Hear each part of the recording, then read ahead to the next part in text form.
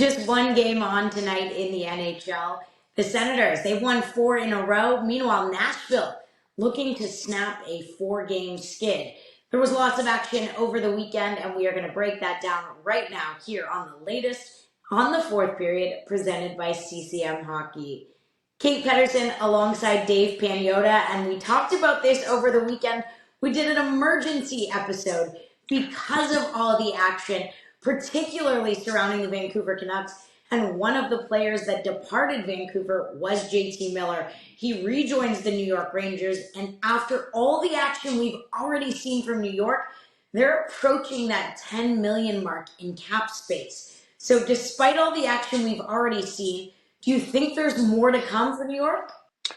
You know what? It's possible. Chris Drury is still looking to see if there are ways to improve his hockey club now and moving forward. The Rangers are in an interesting position. They've kind of climbed back into the mix. They're within striking distance of a wild card position again. They need to stabilize things in terms of performance. But Chris Drury, their GM, is going to look to see what other opportunities may be available to improve the hockey club. They obviously got better by bringing in a talent like JT Miller.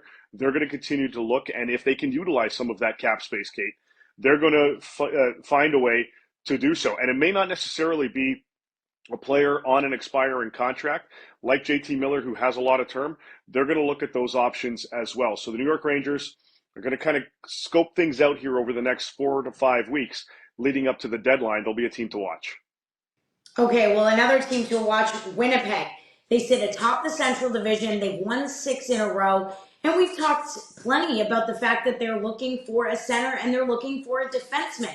Now, granted what happened Thursday, Friday, and Saturday with those big trades, do you think they're going to speed up their process here just to not risk losing out on some high-profile players they might be after? I think when it comes to Kevin Cheveldayoff, their GM, he's just going to pounce whenever he feels the opportunity is right. And he's going to continue conversations looking at the blue line and at the center position up front. Those seem to be the two priorities for the Jets. But he's not going to rush into anything, and he's not just going to prolong it just for the sake of doing so and try to do something at the deadline.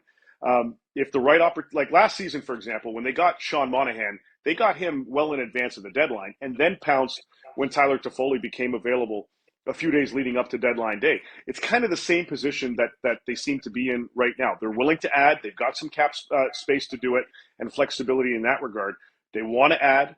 They're atop, like you said, the Central Division. They've got a comfortable lead. They want to expand on that. The Jets will be active, and for Chevy, it's all going to come down to when he feels the juice is worth the squeeze. All right, well, we talked a lot about Montreal as well. Off to a hot start in 2025, but that's cooled off a little bit here, and they're 6 points out of a wild card spot. We've talked about Jake Evans. We've talked about David Savard, but could we be talking about Joel Armia or Christian Dvorak now at this point as we sit sort of 4 weeks out of that trade deadline? Yeah, they're both available, Kate. Just like Evans and Savard, both Armia and Dvorak are up for grabs, and it's going to come down to what the right offer comes across Kent Hughes' desk. The Canadiens are willing to listen on their pending UFAs, and they're also exploring the market to see where they can add players with term, players that are controllable in their early to mid 20s.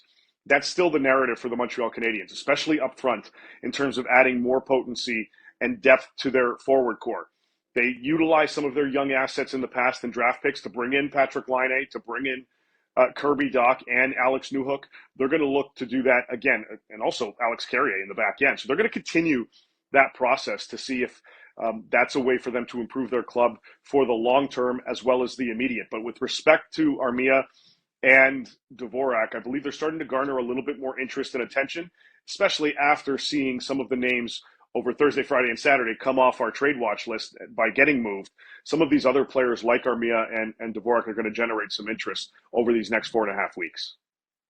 All right, well, sticking in the East, if we take a look at Boston, they're 1 point out of a playoff spot, but it's no secret they've struggled with inconsistency this season. Now, we are hearing that there might be some interest for Brad Marchand. And then what about like a Trent Frederic or a Justin Brazeau who are also pending free agents? Do you think that Boston could be a seller? They're going to just kind of go with the flow for now with respect to Frederic and Brazeau. They want to see kind of where they line up. Now, they're just on the outside of the playoffs.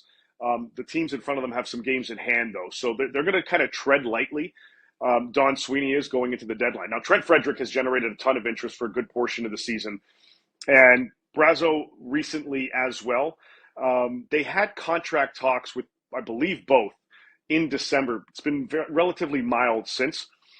So they're going to kind of see where they are at before they make a decision on selling either of those two players. With respect to Brad Marchand, I don't know how many people can envision him not being a Boston Bruin. It's going to be interesting to see where that goes. They've had on-off contract discussions. They didn't want it to be a distraction for the rest of the season. You've got to imagine they're going to either come to an agreement or have to be completely blown out of the water by an offer for them to consider trading their captain. All right. Well, thank you so much for that. We'll keep all of our fans posted as we get closer to the trade deadline. Of course, we've ramped up our coverage. We're coming to you 3, if not 4, like last week, days a week. So we will keep you covered on all of that, as well as 4 nations, as we head towards that March 7th trade deadline. Thanks so much for joining us. And Dave, thanks for your insight here on the latest on the 4th period, presented by CCM Hockey.